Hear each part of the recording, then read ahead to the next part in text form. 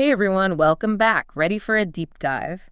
Today we're going to tackle something that's both super common and kind of mysterious. NDAs. Ooh, yeah, those. We're talking those agreements you see everywhere, like how Coca-Cola keeps its formula secret. Right. Or sometimes they're in the news for not so great reasons. But yeah, you want to know more about these documents, which is smart, whether you've run into one lately or just want to be prepared. It's a good idea. For sure, because things can get interesting fast when you're dealing with, what is it, like legally binding secrets? Exactly. You can think of an NDA as a contract, basically. It's where you agree to keep certain information totally hush-hush. So it's not just like that what happens in Vegas saying Yeah. it's serious stuff. But okay, why are these NDAs so important? Like, why do businesses even bother with them? Well, they have a few really big jobs to do. First off, they protect a company's, competitive edge. Take WD-40, for example. Their formula, it's a total secret, and it's stayed that way for decades thanks to NDAs. Oh, wow, that's a good example. So we're talking about protecting the secret recipe, so to speak. Exactly. Cool. What else? All right, so NDAs also help build trust between people or companies. Okay. When you know sensitive info is staying put, it makes it easier to work together. Think about partnerships or those big business deals. Right, like if you can't trust that your ideas are safe, you're not going to share them. You got it. That could kill so much cool stuff that could have been invented. Absolutely. And last but not least, NDAs offer legal protection. If someone breaks the agreement and spills the beans, there could be some serious consequences. Okay, now that sounds scary. So are there different kinds of NDAs? There are. The most common one you'll see is a unilateral NDA. You've probably signed one without even realizing it. Really? Yeah. They're often tucked into employment contracts. Ah, so all those papers you got to sign when you start a new job. That's usually where you find them. Basically, the employee agrees not to reveal any of the company's secrets. Yep. Now, there are also mutual NDAs. In this case, both sides agree to keep each other's information confidential, like when businesses partner up and merge. Oh, so it's a two-way street of secrets? Precisely. And then we have multilateral NDAs. This is when you've got 3 or more parties involved. Okay, getting a little complicated now. It can be. Picture a big tech project with multiple companies, each bringing their own special tech to the table. A multilateral NDA makes sure everyone's secrets are safe. Gotcha. So we've got unilateral, mutual, and multilateral. The NDA family tree. You got it. But here's a thought. Are all NDAs, like, the same? Do they all have the same rules, same time frames? That's where it gets interesting, and where paying attention to the details is super important. Some NDAs might expire after a while, but others, well, they could last forever. Wait, forever? As in, like, indefinitely? That seems kind of intense. It can be. That's why you can't just skim these things. You got to read them carefully. Okay, so it's not just about knowing what an NDA is, it's about understanding the specific one you're looking at. That makes sense. But are they always fair? Like, you hear stories about companies using them to, keep employees quiet or cover up bad stuff. Is there any truth to that? We've hit a nerve there. Yeah. You're right. While NDAs are important for protecting legit business stuff, there have definitely been times they've been misused. Sadly, some companies have used them to stop employees from talking about harassment or even illegal activities like sweeping dirt under the rug, Yeah, that's messed up. It seems like there's a real chance for these agreements to be used in a way that hurts people, especially if they don't have the same power as a big company. Are there any ways to, prevent that? Well, thankfully, more people are realizing this is a problem. And the laws are starting to change, too. Some states are putting limits on how NDAs can be used when it comes to workplace misconduct. California has a law that says you can't use an NDA to stop someone from reporting harassment or discrimination. No, that's good to hear. So companies can't just silence their employees anymore. So what does this mean for someone who's asked to sign an NDA? Are there any red flags they should watch out for? Always.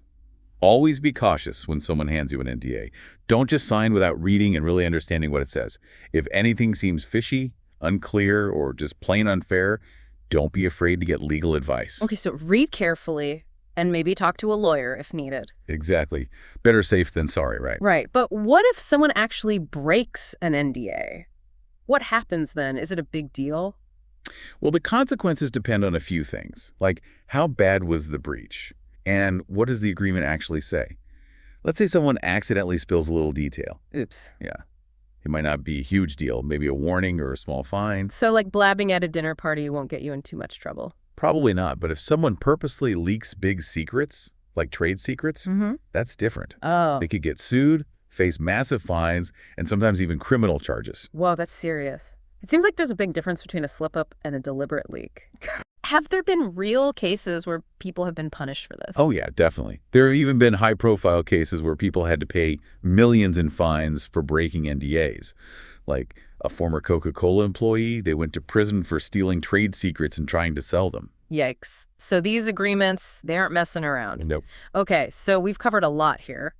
Different types of NDAs, what can go wrong, the consequences of breaking them.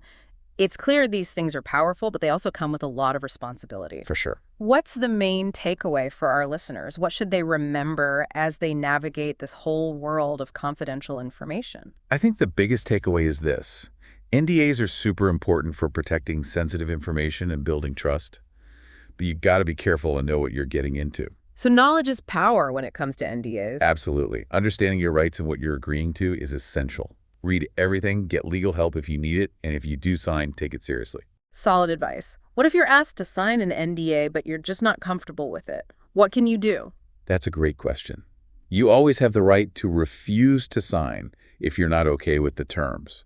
You can try to negotiate some parts or just walk away if it doesn't feel right. Well, that's good to know. So you're not forced to sign. Exactly. Remember, when you sign an NDA, you're saying yes to everything in it. That makes sense. This has been a really interesting look into the world of NDAs. We've learned a lot about how they work, what can go wrong, and how to approach them in a smart way. Definitely. But before we go, I want to leave you with something to think about. Now that you understand NDAs better, how does this change the way you think about sharing information and keeping things confidential, both at work and in your personal life? It's a great question. Definitely something to ponder. Yeah, it really is something to think about, huh? Hmm. It brings up a fascinating kind of tension we have these days. Oh, how so? Well, on the one hand, we got to protect important info, right? A company's secret sauce or even someone's personal data. But then there's this whole other side, where we need transparency and fairness, especially when you have these power imbalances. Oh, I see what you mean. So it's about finding that balance between protecting secrets and doing what's right. You got it. And that balance, it always changing as tech gets better and, well, as society changes too. Right, so it's not a one-time thing, it's an ongoing conversation. Exactly. And each of us plays a part in figuring out how we handle this whole confidentiality thing, both now and in the future. Wow, that's deep up. It's not just about the legal stuff, it's about our values and how we use information, right? Exactly. Well, there you have it, folks. A deep dive into the crazy world of NDAs.